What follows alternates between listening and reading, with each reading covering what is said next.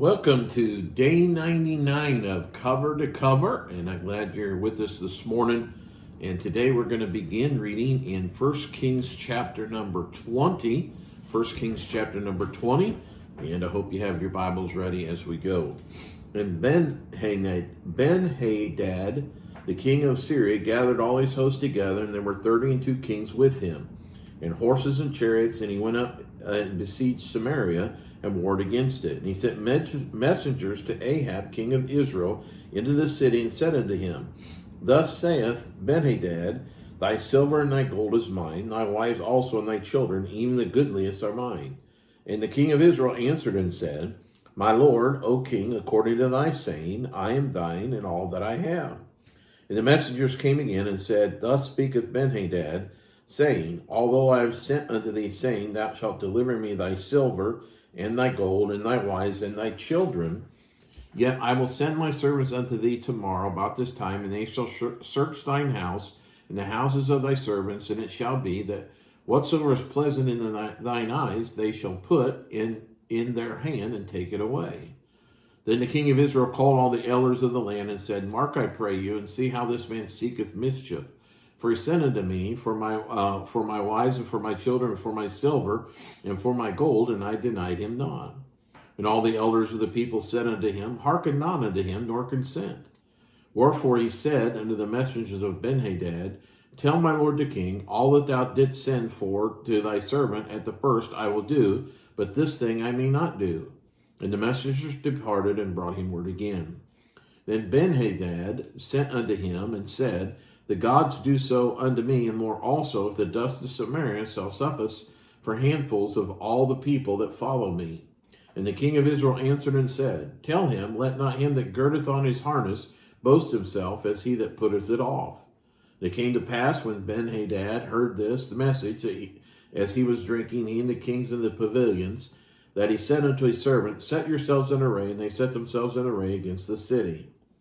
And behold, there came a prophet unto Ahab, king of Israel, saying, Thus saith the Lord, Hast thou seen all this great multitude? Behold, I will deliver it into thy hand this day, and thou shalt know that I am the Lord. And Ahab said, By whom? And he said, Thus saith the Lord, Even by the young men of the princes of the provinces. Then he said, Who shall order the battle? And he answered, Thou. Then he numbered the young men of the princes of the provinces, and they were 232. And after them he numbered all the people, even all the children of Israel, being 7,000.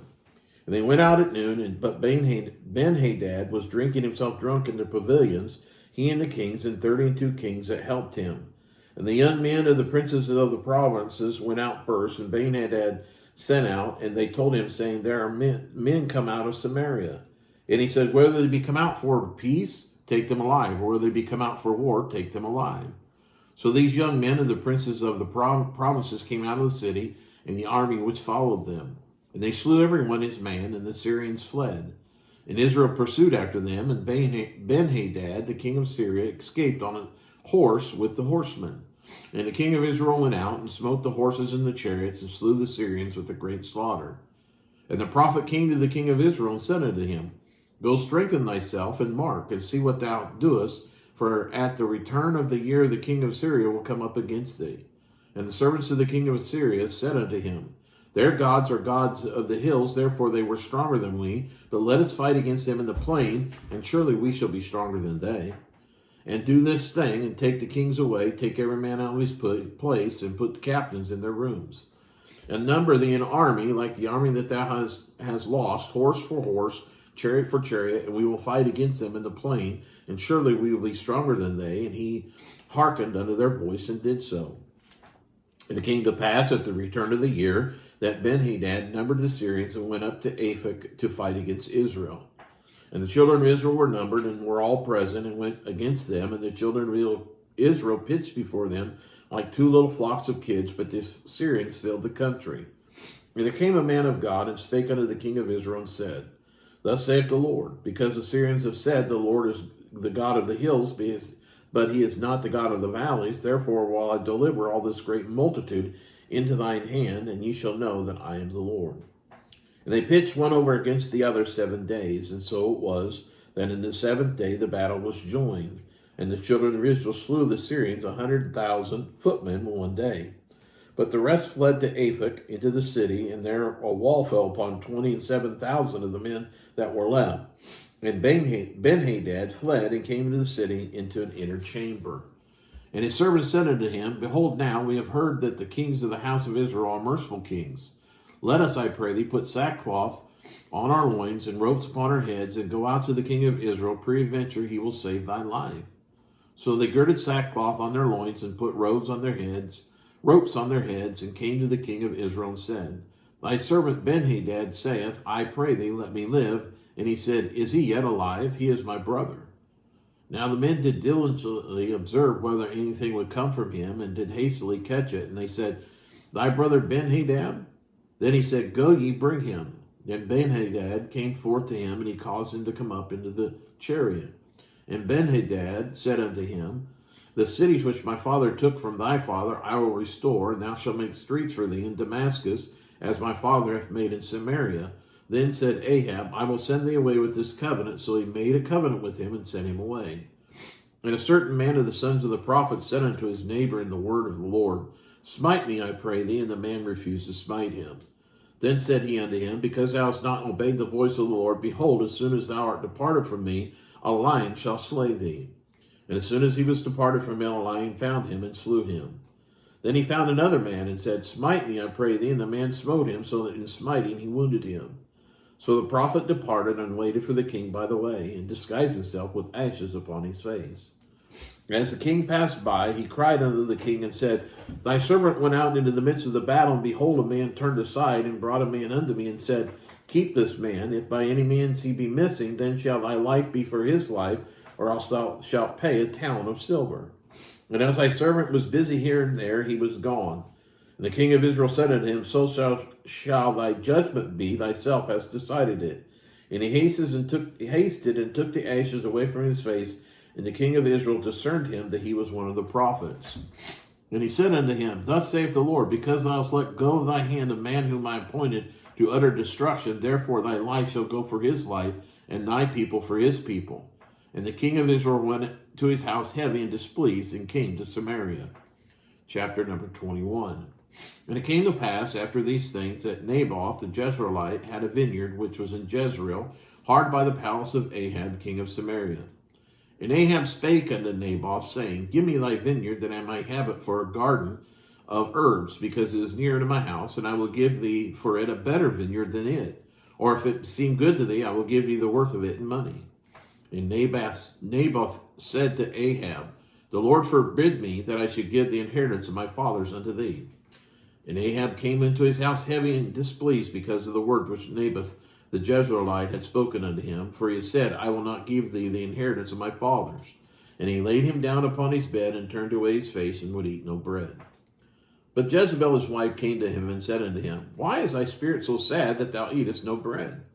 And he said unto her, Because I spake unto Naboth the Jezreelite, and said unto him, Give me thy vineyard for money, or else if it please thee, I will give thee another vineyard for it. And he answered, I will not give thee my vineyard. And Jezebel his wife said unto him, Dost thou not govern the kingdom of Israel? Arise and eat bread, and let thine heart be merry. I will give thee the vineyard of Naboth the Jezreelite. And she wrote letters in Ahab's name, and sealed them with a seal, and sent the letters unto the elders and the nobles that were in the city dwelling with Naboth. She wrote the letters, saying, Proclaim a fast, and set Naboth on high among the people. And set 2 men, the sons of Belial, before him, to bear witness against him, saying, Thou didst blaspheme God and the king, and then carry him out and stone him that he may die.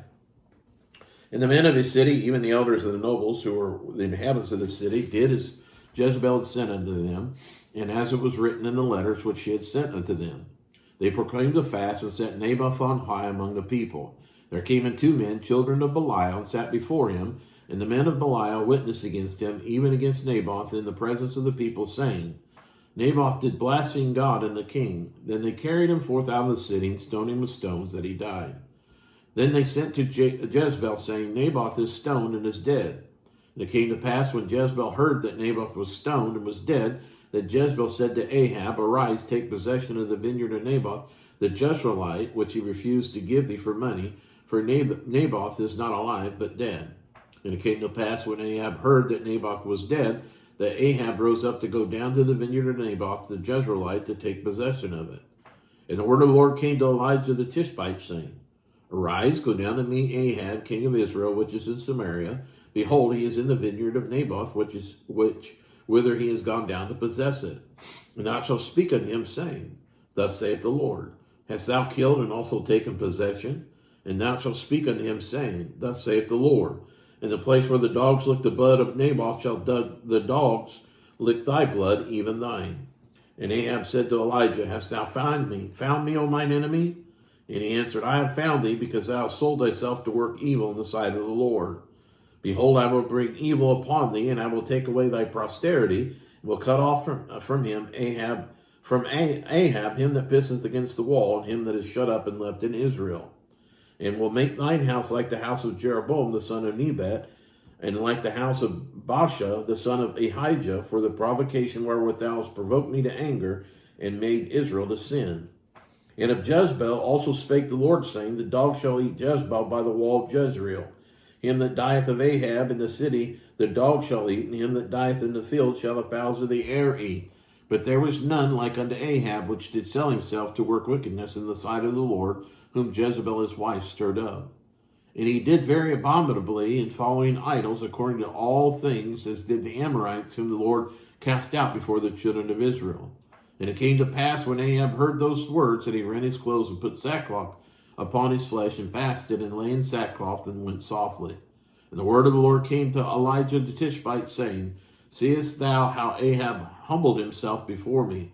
Because he humbleth himself before me, I will not bring the evil in his days, but in his son's days will I bring the evil upon this house.